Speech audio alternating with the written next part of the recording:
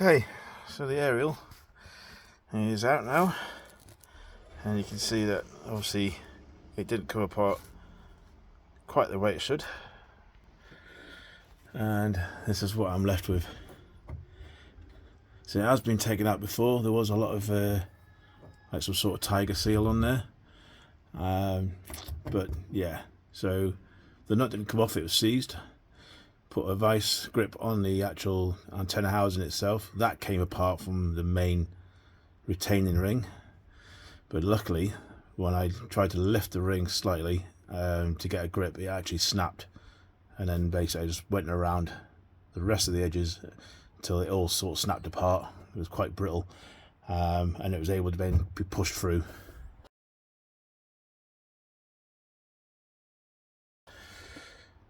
So that, in some respect, is one good thing.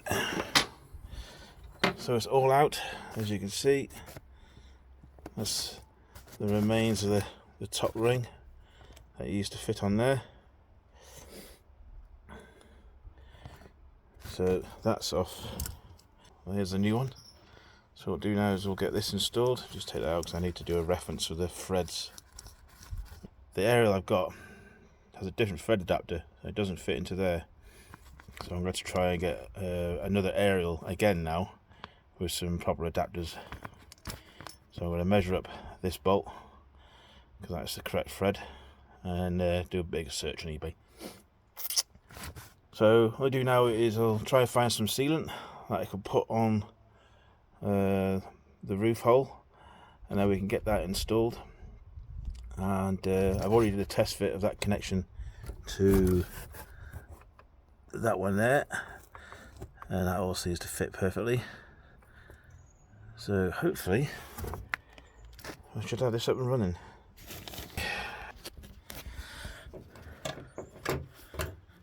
Okay, so there's a new one there.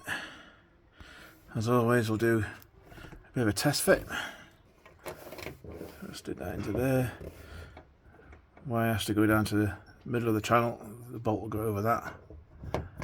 And yeah, you see it's quite a good fit.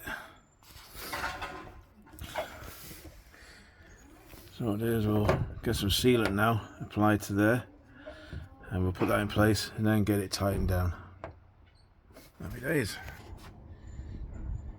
Okay, that's all been cleaned off.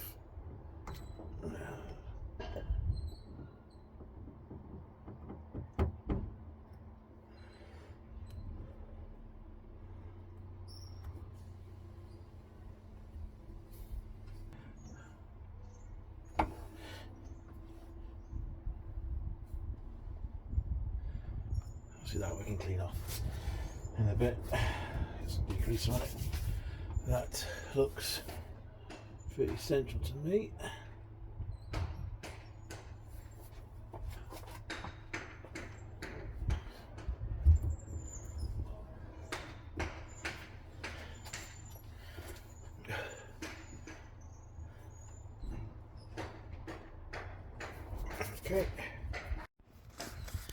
Okay, that's all fitted in. So we've got a seal in there. Obviously we've got the rubber seal on the base of this as well, plus a little dust cover on here. Should be more than enough to keep that weatherproofed. And obviously this stuff, once it dries, that'll peel off anyway. Get a bit of degreaser on it, so that'll peel off. So that's that bit done. Obviously, if I can get a shot of it, I will. There we go, up in there. All nice and tight. The leads now coming back down. And it's just a case now of connecting that into there, which I probably will be able to do, but I'll give it a go.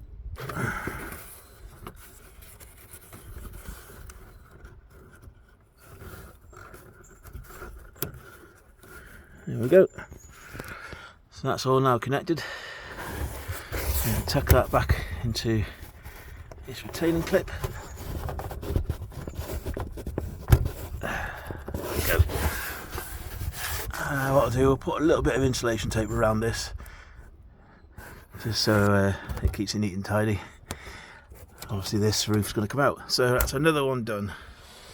And the point of all this was to basically, we just tidied that up earlier on, just in case we had the car running, but that was basically just a piece of metal. They had that fitted to the existing connector up there, but for some reason they just wrapped, and you can see the state of this wire, they just wrapped this wire around that connection and then put tape around it, and you can see that it's not builded well. So hence I was getting the issue on VCDS about the aerial having a fault against it, and that's quite possibly why. But not for any longer, that's all been taken off. Yeah, nothing much I can say about that other than it needed doing, so that's it done. So what I'm going to do now is basically just going to put some electrical tape around this just to give it a bit of added protection, and we'll try the stereo in a minute, and hopefully we should get some channels. Okay, that all wrapped up, properly sealed as opposed to what it was last time. Let's see if it works.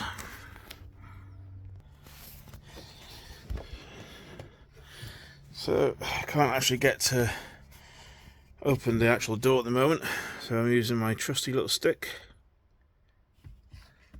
From the cabinet, somebody associated with the soft left. The real danger here, therefore, is of try a different channel. Low-level Radio 1. Members, they had to be ready just in case. PVC2. So all the channels are back up and running. Who announced she was defecting to Reform last Which is all night. good. The stories Just told ignore the news. We'll take that off for now. Okay. So that is the radio fixed, and all that cost me was literally the base of that, which was via Amazon. I think it was about sort of £10, £11, something like that. Obviously a little bit of work to try and remove the old one. The nut inside had obviously rusted, so it was a bit difficult trying to get it off, but it managed to do so. And the only thing I'd say is obviously with the aerial, let's just take that off a minute.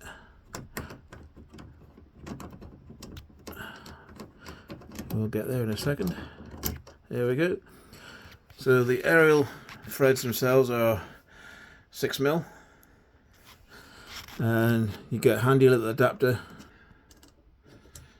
and so the adapter has a 4mm thread, or 4.2 thread, going into the base here, and obviously the other side of that is your 6mm, which is your standard thread size for most aerials. So we stick that back in. What I'll do is I'll put a tiny little bit of Loctite on this, just a little bit of thread lock. That's in.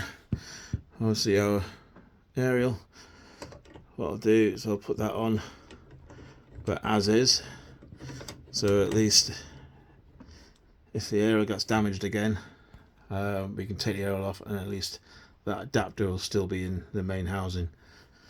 But all good, and another job done, one less to do. Okay, well, thanks for watching. I know it's quite a basic thing to do, but sometimes people get a little bit worried about having to take this off the roof, whether it would cause damage or anything daft like that, but relatively easy task to do.